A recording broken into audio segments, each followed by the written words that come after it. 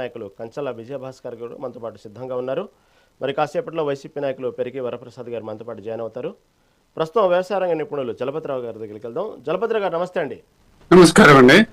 జలపతిరావు గారు, ఈ ఎల్నివో అనేది కొత్తగా వచ్చిందేం కాదు, ఎప్పుడు ఉండేదే. ఎల్నివో యొక్క సమస్యను సంబంధించినటువంటి అంశాలు మనం ఎప్పుడు వింటానే ఉంటాం. కాకపోతే ఈసారి ఎందుకు ఎల్నివో ఇంత భయంకరమైన వాతావరణంలో చూడాల్సి వస్తుంది? ఎందుకు ఎల్నివో గురించి భయపెడుతున్నారు? మనం విన్నా కదా ఇప్పుడు దాకా ప్యాకేజీ వింటుంటేనే నిజంగా అయ్యో పరిస్థితులు ఎలా ఉండబోతున్నాయో అనేటువంటి ఒక రకమైనటువంటి భయం గుప్పెట్లో బతుకుతున్నామా అనిపిస్తూ ఉంది. వాస్తవం ఎందుకు ఎల్నివోకి అంత హై వోల్టేజ్కి భయపడుతున్నారు పబ్లిక్? ఇటు పక్క ప్రభుత్వ అధికారులు కూడా ఈసారి ఎల్నివో గురించి అంత ఇదిగా ఎందుకు ప్రచారం చేస్తున్నారు? ఏం దీని వెనక రహస్యం? మనం అంటే చూసుకోవాలంటే మామూలు జనుల భాషలో చూసుకుంటే జనరల్ గా కరువు అంటాం. సరే, ఇది కరువు అనేది మనకు దాదాపుగా 5-6 సంవత్సరాల వ్యవధిలో మన ప్రాంతం ముఖ్యంగా 2 రాష్ట్రాలు చూసుకున్నట్టయితే కొన్ని వర్షాభావ పరిస్థితులు ఎక్కువ ఉండేటువంటి ఆంధ్రప్రదేశ్ లో చూసినట్టయితే రాయలసీమ కావచ్చు, తెలంగాణలో దక్షిణ తెలంగాణ ప్రాంతంలో ఇక్కడ ఎక్కువగా ప్రభావం చూపెట్టేది. కానీ ఈసారి ఎల్నివో ప్రభావం ప్రపంచం మొత్తం మీద దీని ప్రభావం పడుతుంది. కాబట్టి అందరికీ కొద్దిగా భయం అయింది. దీని మీద ప్రచారం కానీ దీని మీద ఆందోళన కానీ ఎక్కువ అవుతున్నాయి.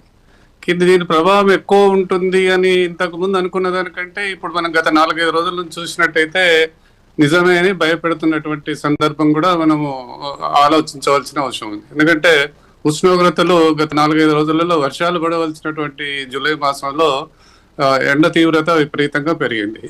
ఇప్పటి వరకు వర్షాధార పంటలు కొంతమంది విత్తనాలు వేసుకున్న వాళ్ళు దాదాపుగా ఎండిపోయే పరిస్థితి ఉంది. తర్వాత భూగర్భ జలాలు లేవు, వర్షాలు లేవు, ఎక్కడ చెరువులు కుంటలలో కానీ ప్రాజెక్టులు కానీ నీళ్ళు లేకపోవడంతో వరి సాగు చేసేటువంటి ప్రాంతం కూడా అంటే ఇది ఆందోళన ఉంది, సాగుతుందా అన్నటువంటి భయాలు ఉన్నాయి. కాబట్టి మొత్తానికి చూస్తుంటే ఈ సీజన్ అంటే పంట సాగు చేసేటువంటి సంవత్సరం చూసినట్టయితే మనకు ఎక్కడో పంట సాగు అంటే విత్తనం పడలేదు, పడ్డ విత్తనము ఎండిపోయే పరిస్థితిలో ఉన్నటువంటి సందర్భంలో మిగతా ఈ 6 నెలల్లో కానీ 4 నెలల్లో ఈ వర్షాకాలం పంటలే ప్రధానం మన దగ్గర. ఈ వర్షాకాలంలో పంటల సాగు రాలేదని అంటే విపరీతమైనటువంటి ఆందోళనలు రైతాంగం మీద ఆధారపడ్డటువంటి పరిశ్రమలు, తర్వాత అన్నిటికంటే ఎక్కువ ఆహార సమస్య, ఆహార యొక్క అందుబాటులో లేకపోవటం, వాటి ధరలు పెరగటం. కాబట్టి మామూలు జనం కూడా అంటే పట్టణవాసులు కూడా భయపడుతున్నటువంటి సందర్భమే.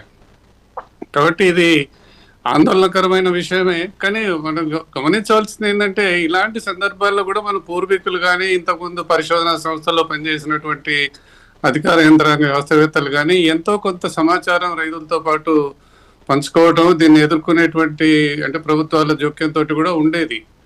కానీ ఇప్పుడు చూస్తున్నట్టయితే ప్రభుత్వాల జోక్యం లేదు, అధికార యంత్రాంగం ముందుకెళ్ళట్లేదు, రైతుల ఆందోళన ఇంకా ఎక్కువ అవుతుంది.